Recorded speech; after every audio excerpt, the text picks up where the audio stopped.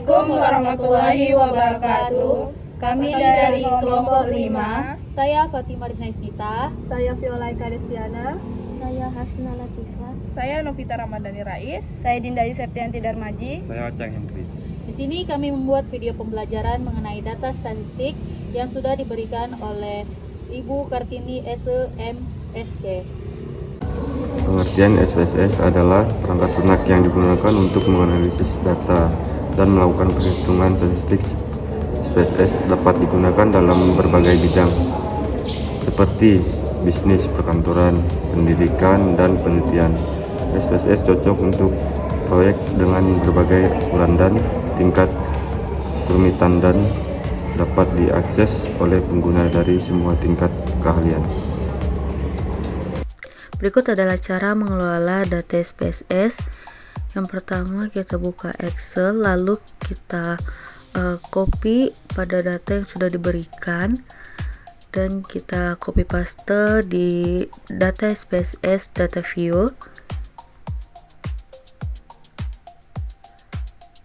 Oke, lalu kita ke data variable view. Untuk desimalnya kita buatkan 0. Lalu setelah di desimalnya dibuatkan 0, lalu kita ubah namanya menjadi ke variabel pertama, yaitu growth atau pertumbuhan ekonomi.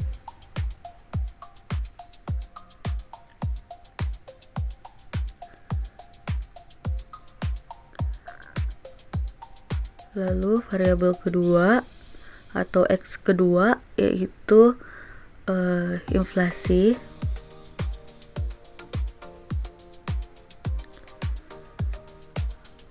Lalu variabel ketiga atau X ketiga itu pendidikan.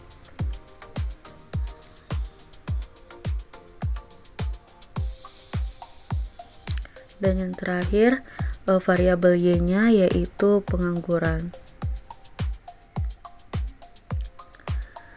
Lalu kita pergi ke analis. Lalu kita pilih yang regression dan pilih yang linear. Lalu pengangguran ini kita masukkan ke dependent dan sisanya itu masukkan di independen. Lalu kita klik OK. Oke, data sudah keluar. Selanjutnya ini ada data-data, ada 4 data. Lalu kita copy dan pindahkan ke Word ataupun PPT.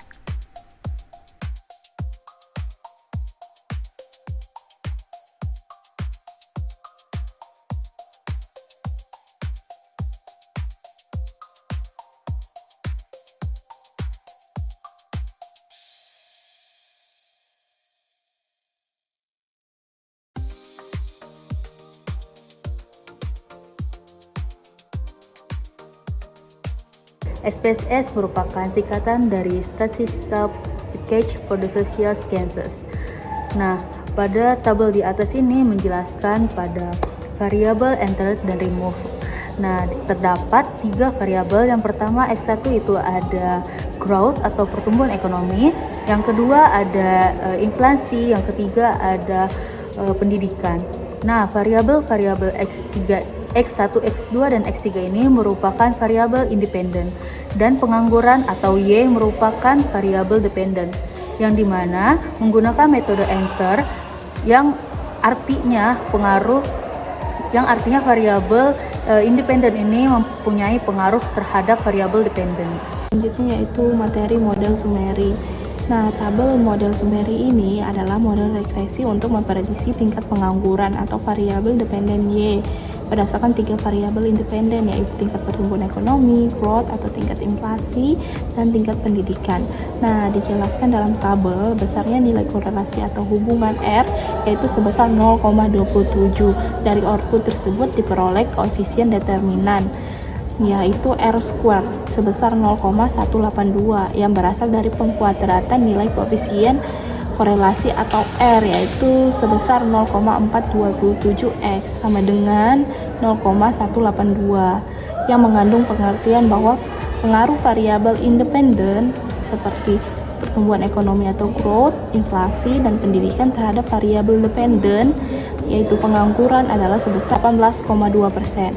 Sisanya yaitu 100% dikurangi 18,2% sama dengan 81,8% dipengaruhi oleh faktor-faktor lain yang tidak termasuk dalam model seperti yang lain. Interpretasi dari tabel ANOVA, yaitu tabel ANOVA ini adalah tabel yang memberikan informasi mengenai seberapa besar variabel dalam variabel dependen atau pengangguran yang dapat dijelaskan oleh model regresi yang kita bangun. Statistik F digunakan untuk menguji signifikasi model secara keseluruhan. Dari output tersebut diketahui bahwa nilai F hitung adalah 8.778 dengan tingkat signifikasi sebesar 0,01 lebih kecil daripada 0,05. Maka artinya dapat disimpulkan bahwa menolak hipotesis.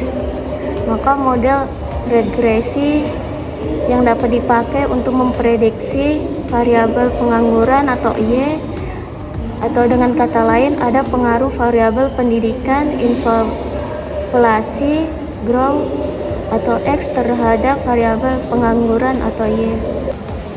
Koefisien diketahui nilai konstan A sebesar 10,012 menunjukkan bahwa jika semua variabel independen bernilai 0, maka nilai rata-rata pengangguran diprediksi sebesar 10,012.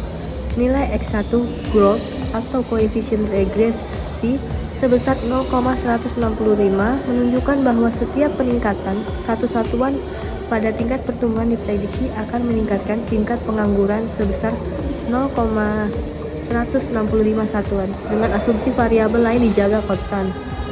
X2 inflasi atau koefisien regresi sebesar 0,192 menunjukkan bahwa setiap peningkatan satu satuan pada tingkat inflasi diprediksi akan meningkatkan tingkat pengangguran sebesar 0,192 satuan dengan asumsi variabel lain dijaga konstan.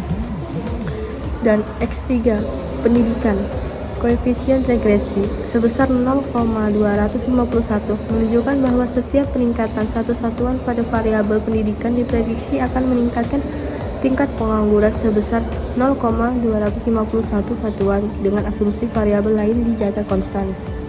Sehingga persamaan regresi dapat ditulis dengan rumus Y sama dengan A ditambah B X.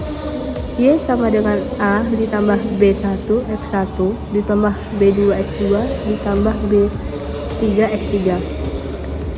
Y sama dengan 10,012 ditambah 0,165 X1 ditambah 0,192 X2 ditambah 0,251 X1.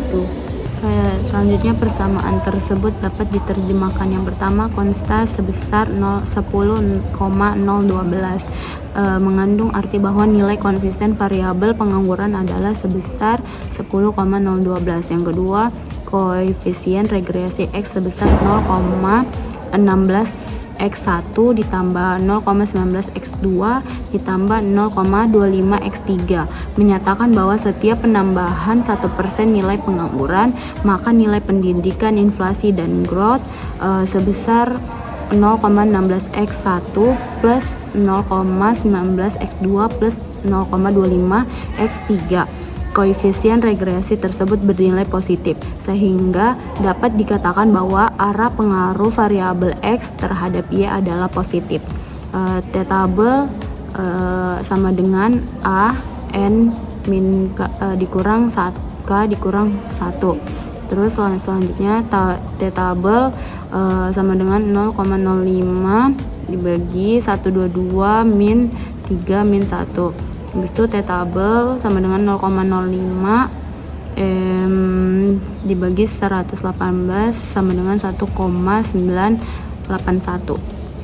Selanjutnya, pengambilan keputusan dalam uji regresi sederhana. Yang pertama, berdasarkan nilai signifikasi dari tabel koefisien diperoleh nilai signifikasi sebesar 0,01, 0,05 sehingga dapat disimpulkan bahwa variabel growth, inflasi, dan pendidikan berpengaruh terhadap variabel pengangguran Y. T-tabel 1,981 dapat disimpulkan bahwa variabel investasi, inflasi, dan pertumbuhan ekonomi atau X berpengaruh terhadap variabel pengangguran Y atau Y. Selanjutnya diketahui nilai T hitung variabel pendidikan atau X3 adalah sebesar 2,445, lebih besar dari T-tabel 1,981, maka dapat disimpulkan bahwa ada pengaruh pendidikan atau X3 terhadap pengangguran atau Y. Terus keempat, diketahui nilai T hitung dari variabel inflasi X2 adalah sebesar 1,769, lebih kecil dari T tabel 1,981, maka dapat kita simpulkan bahwa tidak ada pengaruh nilai inflasi X2 terhadap pengangguran. Terus yang terakhir, diketahui nilai T hitung variabel growth X1 sebesar 2,181, lebih besar daripada 1,981, maka dapat disimpulkan bahwa ada pengaruh growth X1 terhadap pengangguran. Sekian video pembelajaran dari kelompok kami. Kurang dan lebihnya mohon dimaafkan. Terima kasih. Bye-bye.